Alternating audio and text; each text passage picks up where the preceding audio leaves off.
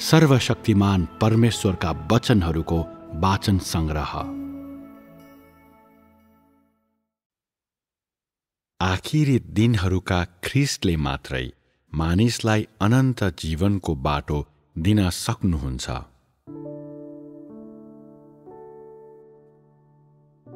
जीवनको बाटो जोसुकैले पाउने कुरा होइन, न त यो कसैले सहजै प्राप्त गर्न सक्ने कुरा नै हो। यो यसैले हो किनभने जीवन परमेश्वरबाट मात्रै आउन सक्छ, अर्थात् परमेश्वर स्वयंसँग मात्रै जीवनको सार तत्त्व छ र परमेश्वर स्वयंसँग मात्रै जीवनको बाटो छ। त्यसैले परमेश्वर मात्रै जीवनको स्रोत र जीवनको जिउँदो पानीको सदा बगिरहने मूल हुनुहुन्छ।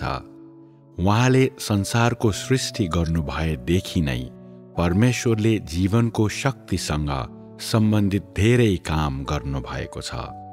मानिसलाई जीवन दिने धेरै काम गर्नुभएको छ र मानिसले जीवन प्राप्त गर्न सकोस् भनेर ठूलो मूल्य चुकाउनु भएको छ। यो यसैले हो किनभने परमेश्वर स्वयं नै अनन्त जीवन हुनुहुन्छ अनि मानिस पुनरुत्थित हुने बाटो परमेश्वर स्वयं नै हुनुहुन्छ। मानिसको हृदयबाट परमेश्वर कहिले पनि अलग हुनुहुन्न र उहाँ सधैँभरि मानिसको बीचमा बस्नुहुन्छ। उहाँ नै मानिसको जियाइको सञ्चालन शक्ति, मानिसको अस्तित्वको जरा अनि जन्मपछि मानिसको अस्तित्वको लागि सम्पन्न भण्डार हुनुहुन्छ।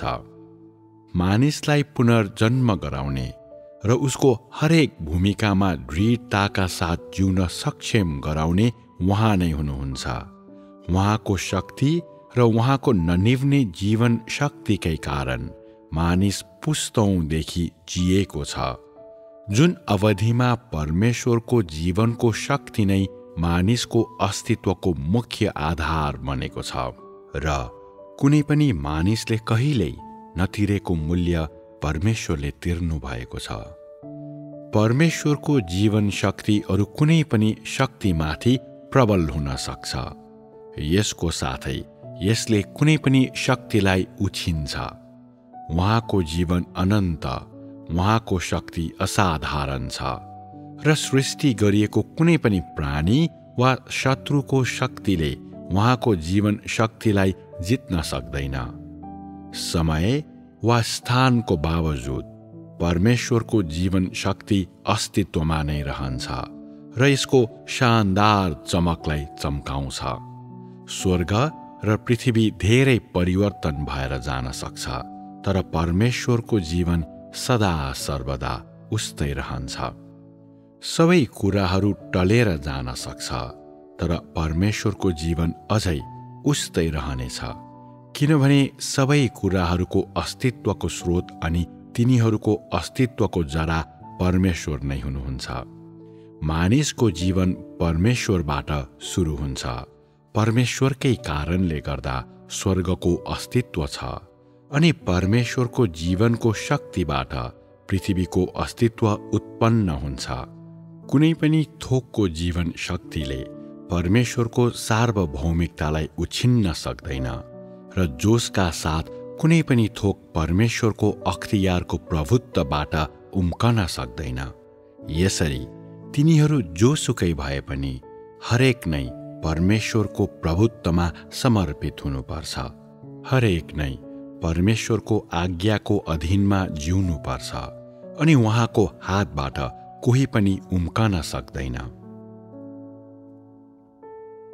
सायद त अहिले जीवन प्राप्त गर्ने इच्छा गर्छस् वा सायद त सत्यता प्राप्त गर्ने इच्छा गर्छस्।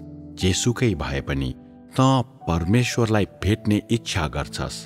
तैँले भरोसा गर्न सक्ने र तँलाई अनन्त जीवन दिन सक्ने परमेश्वरलाई भेट्ने इच्छा गर्छस्। यदि त अनन्त जीवन प्राप्त गर्ने इच्छा गर्छस् भने सुरुमा तैँले अनन्त जीवनको स्रोतलाई बुझ्नै पर्छ र पहिले परमेश्वर कहाँ हुनुहुन्छ सो जान्नै पर्छ। मैले पहिले नै भनिसकेको छु कि परमेश्वर मात्रै अपरिवर्तनीय जीवन हुनुहुन्छ र परमेश्वरमा मात्रै जीवनको बाटो छ। परमेश्वर अपरिवर्तनीय जीवन हुनुभएको हुनाले उहाँ अनन्त जीवन हुनुहुन्छ। परमेश्वर मात्रै जीवनको बाटो हुनुभएकोले तसर्थ परमेश्वर स्वयं नै अनन्त जीवनको बाटो हुनुहुन्छ। त्यसैले तैँले सुरुमा परमेश्वर कहाँ हुनुहुन्छ र अनन्त जीवनको यो बाटो कसरी प्राप्त गर्ने सो कुरा बुझ्नुपर्छ। अब यी दुई विषयहरूलाई अलग अलग रूपमा हामी संगतिमा संलग्न गरौँ। यदि त साँच्चै अनन्त जीवनको बाटो प्राप्त गर्न चाहन्छस् भने र यसको खोजीमा त अत्यन्तै तृषित छस् भने पहिले यो प्रश्नको उत्तर दे, आज परमेश्वर कहाँ हुनुहुन्छ? सायद तैँले यो जवाफ दिनेछस्, निश्चय नै परमेश्वर स्वर्गमा बस्नुहुन्छ। उहाँ पक्कै पनि तपाईको घरमा बसिरहनु भएको छैन होला, छ त? सायद तैँले भन्न सक्छस् कि परमेश्वर अवश्य नै सबै कुराहरूका बीचमा बस्नुहुन्छ, वा सायद तैँले भन्न सक्छस् कि परमेश्वर हरेक व्यक्तिको हृदयमा बस्नुहुन्छ, वा परमेश्वर आत्मिक संसारमा हुनुहुन्छ। यीमध्ये कुनैलाई पनि म नकार्दिन, तर यो कुरालाई मैले स्पष्ट पार्नै पर्छ। परमेश्वर मानिसको हृदयमा बस्नुहुन्छ भनेर भन्नु पूर्ण रूपमा सत्य पनि होइन, तर यो पूर्ण रूपमा गलत पनि होइन। यसको कारण के हो भने परमेश्वरमा विश्वास गर्नेहरूमध्ये कसैको विश्वास साँचो छ र कसैको विश्वास झुटो छ। कसैलाई परमेश्वरले स्वीकार गर्नुहुन्छ र कसैलाई उहाँले अस्वीकार गर्नुहुन्छ।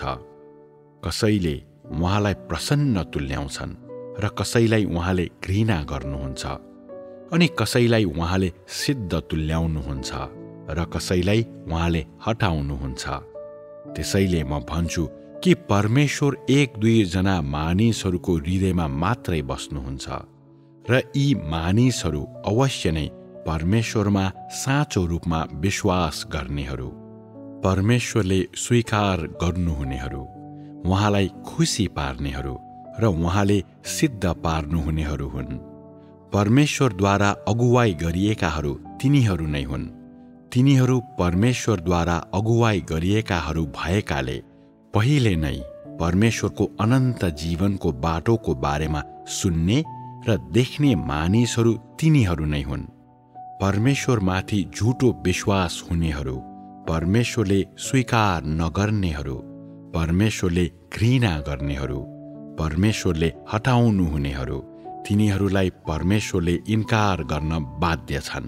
तिनीहरू जीवनको बाटो विहीन रहन बाध्य छन् र परमेश्वर कहाँ हुनुहुन्छ त्यसप्रति अनजान रहन बाध्य छन्। यसको विपरीत जसको हृदयमा परमेश्वर बस्नुहुन्छ तिनीहरूलाई उहाँ कहाँ हुनुहुन्छ भन्ने थाहा छ। परमेश्वरले अनन्त जीवनको बाटो दिनुहुने मानिसहरू तिनीहरू नै हुन् र परमेश्वरलाई पछ्याउनेहरू तिनीहरू नै हुन्। अब के तँलाई परमेश्वर कहाँ हुनुहुन्छ भन्ने थाहा छ? परमेश्वर दुवै मानिसको हृदयमा अनि मानिसको छेउमा हुनुहुन्छ। उहाँ आत्मिक संसारमा अनि सबै कुराहरूभन्दा माथि मात्रै हुनुहुन्न, तर अझै बढी उहाँ पृथ्वीमा हुनुहुन्छ जहाँ मानिसको अस्तित्व छ। त्यसैले आखिरी दिनहरूको आगमनले परमेश्वरको कार्यका चरणहरूलाई नयाँ क्षेत्रमा लगेको छ। यावत थोक मध्येका सबै कुरामाथि परमेश्वरको सार्वभौमिकता छ र मानिसको हृदयमा उसको बस्ने आधार उहाँ नै हुनुहुन्छ र यसको साथै उहाँ मानिसकै बीचमा अस्तित्वमा रहनुहुन्छ। यसरी मात्रै उहाँले जीवनको बाटो मानव जाति कहाँ ल्याउन र मानिसलाई जीवनको बाटोमा ल्याउन सक्नुहुन्छ। मानिसले जीवनको बाटो प्राप्त गर्न सकोस् र मानिस अस्तित्वमा रहन सकोस् भनेर परमेश्वर पृथ्वीमा आउनु भएको छ र उहाँ मानिसको बीचमा जिउनुहुन्छ। उही समयमा परमेश्वरले मानिसको बीचमा हुने व्यवस्थापनमा सहकार्यलाई सहज तुल्याउनको लागि पनि यावत थोकका सबै कुरालाई हुकुम गर्नुहुन्छ। त्यसैले यदि तैँले परमेश्वर स्वर्गमा हुनुहुन्छ र मानिसको हृदयमा हुनुहुन्छ भन्ने सिद्धान्तलाई मात्रै स्वीकार गर्छस्, तैपनि मानिसको बीचमा परमेश्वरको अस्तित्वलाई स्वीकार गर्दैनस् भने तैँले कहिल्यै पनि जीवन प्राप्त गर्ने छैनस् र सत्यको बाटो कहिल्यै प्राप्त गर्ने छैनस्। परमेश्वर स्वयं नै जीवन र सत्य हुनुहुन्छ र उहाँको जीवन र सत्य सह अस्तित्वमा रहन्छ। सत्यलाई प्राप्त गर्न नसक्नेहरूले जीवनलाई कहिल्यै पनि प्राप्त गर्ने छैनन्। सत्यको मार्गदर्शन, सहयोग र प्रावधान बिना तैँले अक्षरहरू, धर्म सिद्धान्तहरू र सबैभन्दा माथि मृत्युलाई मात्र प्राप्त गर्नेछस्। परमेश्वरको जीवन सदा उपस्थित छ र उहाँको सत्य र जीवन सह अस्तित्वमा रहन्छ। यदि तैँले सत्यको स्रोत भेट्टाउन सक्दैनस् भने तैँले जीवनको पालन पोषण प्राप्त गर्ने छैनस्। यदि तैँले जीवनको प्रावधानलाई प्राप्त गर्न सक्दैनस् भने तैँले अवश्य नै सत्य प्राप्त गर्ने छैनस् र त्यसैले कल्पना र धारणाहरू बाहेक तेरो शरीरको सम्पूर्णता, तेरो देह, तेरो दुर्गन्धित देह बाहेक केही पनि हुने छैन। पुस्तकका शब्दहरू जीवनको रूपमा गन्ती हुँदैनन्। इतिहासका अभिलेखहरूलाई सत्यको रूपमा आराधना गर्न सकिँदैन र विगतका नियमहरूले वर्तमानमा परमेश्वरले बोल्नुभएका वचनहरूको विवरणको रूपमा काम गर्न सक्दैनन्। पृथ्वीमा आएर मानिसहरूको बीचमा बस्दा परमेश्वरले व्यक्त गर्नुहुने कुरा मात्रै सत्य, जीवन, परमेश्वरको इच्छा अनि उहाँको काम गर्ने वर्तमान शैली हो। यदि तैँले विगतका युगहरूको अवधिमा परमेश्वरले बोल्नुभएका वचनहरूको अभिलेखलाई आज लागू गर्छस् भने त्यसले तँलाई पुरातत्त्वविद तुल्याउँछ र तँलाई व्याख्या गर्ने सबैभन्दा राम्रो तरिका भनेको तँ ऐतिहासिक सम्पदा सम्बन्धी विद्वान होस् भनेर भन्नु हो।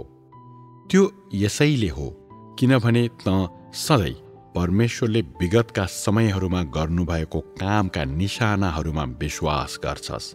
यसभन्दा पहिले उहाँले मानिसको बीचमा काम गर्नुभएको बेला छोडिएको परमेश्वरको छायामा मात्रै विश्वास गर्छस् र पहिलेका समयहरूमा परमेश्वरले आफ्ना अनुयायीहरूलाई दिनुभएको बाटोमा मात्रै विश्वास गर्छस्।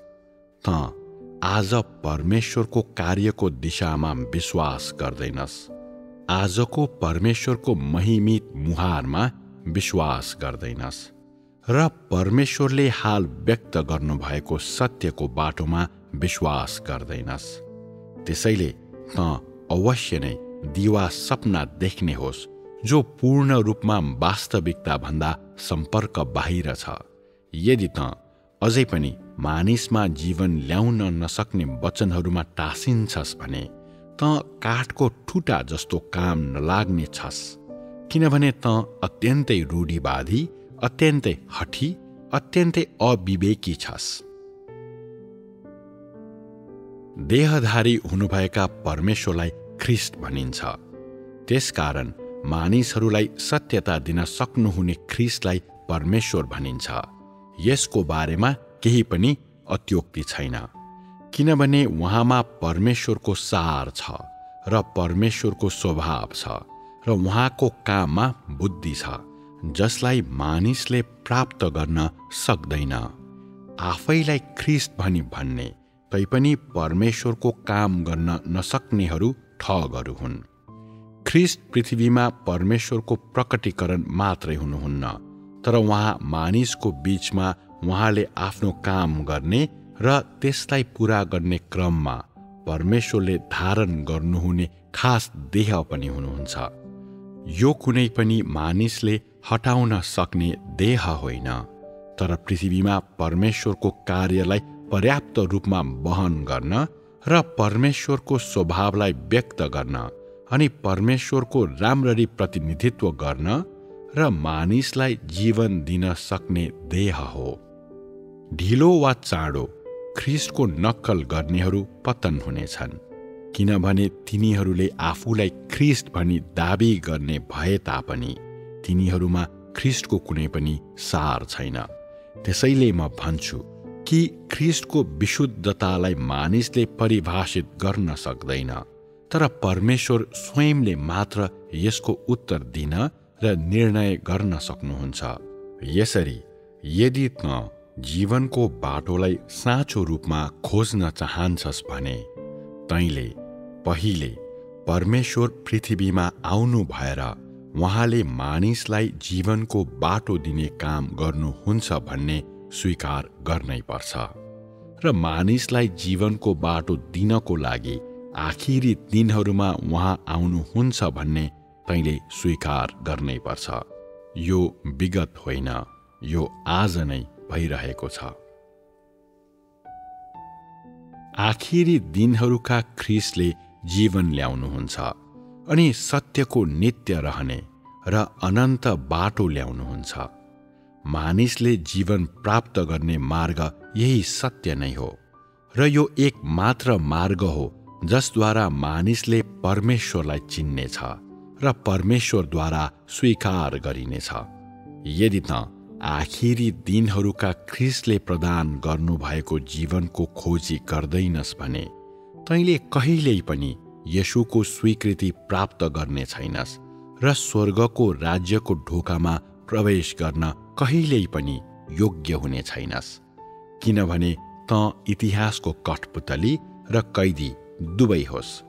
नियमहरूको अक्षरहरूको नियन्त्रणमा हुनेहरू र इतिहासको बन्धनमा बाँधिनेहरूले कहिल्यै पनि जीवन प्राप्त गर्न सक्ने छैनन्, न त जीवनको अनन्त बाटोलाई नै पाउनेछन्।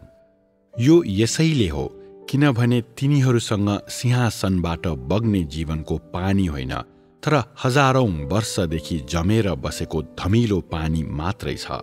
जसलाई जीवनको पानी दिएको छैन तिनीहरू सदा सर्वदा नै लासहरू, शैतानका खेलौनाहरू अनि नरकका पुत्रहरू रहनेछन्। त्यसो भए तिनीहरूले परमेश्वरलाई कसरी देख्न सक्छन्? यदि त विगतलाई मात्रै पक्रिराख्ने प्रयास गर्छस्, ठिङ्ग उभिएर काम कुराहरूलाई यथास्थितिमा राख्ने प्रयास मात्रै गर्छस् र यथास्थितिलाई परिवर्तन गर्ने र इतिहासलाई त्याग्ने प्रयास गर्दैनस् भने के त सधैँ परमेश्वरकै विरुद्धमा हुने छैनस् र? परमेश्वरको कार्यका चरणहरू उर्लेर आउने छालहरू अनि बेरिएर आउने चट्याङहरू जस्तै गहन र शक्तिशाली छन्। तैपनि त आफ्नो मूर्खतामा टाँसिँदै र केही पनि नगरिकन विनाशको प्रतीक्षा गर्दै निष्क्रिय रूपमा बस्छस्। यसरी तँलाई थुमाका पाइलाहरू पछ्याउने व्यक्तिको रूपमा कसरी लिन सकिन्छ? तैँले पक्रेर बसेको परमेश्वर सधैँ नयाँ र कहिल्यै पुरानो नहुने परमेश्वर हुनुहुन्छ भनेर तैँले कसरी पुष्टि गर्न सक्छस्? अनि तेरा पहेँलो भइसकेका पुस्तकहरूले तँलाई कसरी नयाँ युगमा लैजान सक्छ? तिनले कसरी तँलाई परमेश्वरको कार्यका चरणहरूको खोजी गर्न अगुवाई गर्न सक्छन्? अनि के तिनले तँलाई स्वर्ग लैजान सक्छ? तैँले तेरो हातमा जे लिएको छस् ती तँलाई अस्थायी सान्त्वना दिने अक्षरहरू मात्र हुन्, जीवन दिन सक्ने सत्यताहरू होइनन्। तैँले पढ्ने धर्मशास्त्रका खण्डहरूले तेरो जिब्रोलाई मात्र समृद्ध तुल्याउन सक्छ र ती मानव जिन्दगी जान्न तँलाई सहयोग गर्न सक्ने दर्शनशास्त्रका शब्दहरू होइनन्। ती तँलाई सिद्धतामा लैजान सक्ने मार्गहरू हुने कुरा त परै जाओस्। के यो विसङ्गतिले तँलाई प्रतिबिम्बित गर्ने तुल्याउँदैन? के यसले तँलाई आफै भित्र समावेश रहेका रहस्यहरूलाई महसुस गर्ने तुल्याउँदैन र? के त परमेश्वरलाई भेट्नको लागि आफैले आफैलाई स्वर्ग लैजान सक्छस्? परमेश्वरको आगमन बिना के त परमेश्वरसँग पारिवारिक खुसीको आनन्द लिन आफैलाई स्वर्ग लैजान सक्छस्? के त अझै पनि सपना देखिरहेको छस्? त्यसो भए मेरो सुझाव छ, त सपना देख्न छोड अनि अहिले कसले काम गरिरहनु भएको छ हेर। अहिले आखिरी दिनहरूमा मानिसलाई मुक्ति दिने काम कसले गर्दै हुनुहुन्छ त्यो देख्नको लागि हेर। यदि त त्यसो गर्दैनस् भने तैँले कहिल्यै सत्यता प्राप्त गर्ने छैनस् र कहिल्यै जीवन प्राप्त गर्ने छैनस्। ख्रिस्टले बोल्नु भएको सत्यतामा भरोसा नगरिकन जीवन प्राप्त गर्न चाहनेहरू पृथ्वीका सबैभन्दा हास्यास्पद मानिसहरू हुन् र ख्रिस्टले ल्याउनु भएको जीवनको बाटोलाई स्वीकार नगर्नेहरू कल्पनामा हराएका छन्। त्यसैले म भन्छु कि आखिरी दिनहरूका ख्रिस्टलाई स्वीकार नगर्नेहरूलाई परमेश्वरले सदा सर्वदा नै घिनाउनु हुनेछ। ख्रिस्ट नै आखिरी दिनहरूमा राज्यमा प्रवेश गर्ने मानिसको बाटो हुनुहुन्छ र उहाँबाट उम्केर कोही पनि जान सक्दैन। ख्रिस्टद्वारा बाहेक परमेश्वरले कसैलाई पनि सिद्ध पार्नुहुन्न। त परमेश्वरमा विश्वास गर्छस् र त्यसकारण तैँले उहाँका वचनहरूलाई स्वीकार गरेर उहाँको बाटोलाई पालन गर्नै पर्छ। सत्यतालाई प्राप्त गर्न असक्षम हुँदाहुँदै र जीवनको प्रावधानलाई स्वीकार गर्न असक्षम हुँदाहुँदै तैँले आशिषहरू प्राप्त गर्ने बारेमा मात्रै विचार गर्न सक्दैनस्। उहाँमा साँचो रूपमा विश्वास गर्नेहरू सबैले जीवन प्राप्त गरून् भनेर ख्रिस्ट आखिरी दिनहरूमा आउनुहुन्छ। उहाँको काम पुरानो युगलाई समाप्त गरेर नयाँ युगमा प्रवेश गर्नको खातिर हो र उहाँको काम नै नयाँ युगमा प्रवेश गर्ने सबैले हिँड्नै पर्ने मार्ग हो। यदि तैँले उहाँलाई स्वीकार गर्न सक्दैनस्, बरु उहाँलाई दोष दिन्छस्, ईश्वर निन्दा गर्छस् वा उहाँको खेदो समेत गर्छस् भने त अवश्य नै अनन्तसम्म जल्नेछस् र परमेश्वरको राज्यमा कहिल्यै प्रवेश गर्ने छैनस्। यही ख्रिस्ट स्वयं नै पवित्र आत्माको अभिव्यक्ति, परमेश्वरको अभिव्यक्ति, पृथ्वीमा आफ्नो काम गर्नको लागि परमेश्वरले जिम्मा दिनुभएको व्यक्ति हुनुहुन्छ। त्यसैले म भन्छु कि यदि आखिरी दिनहरूका ख्रिस्टले गर्नुभएका सबै कुराहरूलाई तैँले स्वीकार गर्न सक्दैनस् भने तैँले पवित्र आत्माको ईश्वर निन्दा गर्छस्। पवित्र आत्माको ईश्वर निन्दा गर्नेहरूले पाउने दण्ड सबैको लागि प्रष्टै छन्। म तँलाई यो पनि भन्छु कि यदि तैँले आखिरी दिनहरूका ख्रिस्टको विरोध गरिस् भने, यदि तैँले आखिरी दिनहरूका ख्रिस्टको तिरस्कार गरिस् भने तेरो सट्टामा परिणामहरू भोगिदिने अरू कोही पनि हुने छैन। यसको साथै यो दिनदेखि उसो परमेश्वरबाट स्वीकृति प्राप्त गर्ने अर्को मौका तैँले पाउने छैनस्। यदि तैँले आफैलाई छुटाउने प्रयास गरिस् भने पनि तैँले फेरि कहिले पनि परमेश्वरको मुहारलाई देख्ने छैनस्। किनभने तैँले जे विरोध गर्छस् त्यो मानिस होइन, तैँले जे तिरस्कार गर्छस् त्यो कुनै तुच्छ कुरा होइन, तर ख्रिस्ट हुनुहुन्छ। यसका परिणामहरू के हुनेछन् के तँलाई थाहा छ?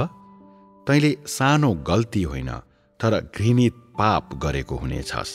त्यसैले म जो कोहीलाई सत्यको अघि आफ्नो दारा नदेखाओ वा लापरवाह आलोचना नगर भन्ने सल्लाह दिन्छु, किनभने सत्यले मात्रै तँलाई जीवन दिनेछ र सत्यबाहेक अरू केहीले पनि तँलाई पुनर्जन्म पाउने र परमेश्वरको मुहारलाई फेरि हेर्ने तुल्याउन सक्दैन।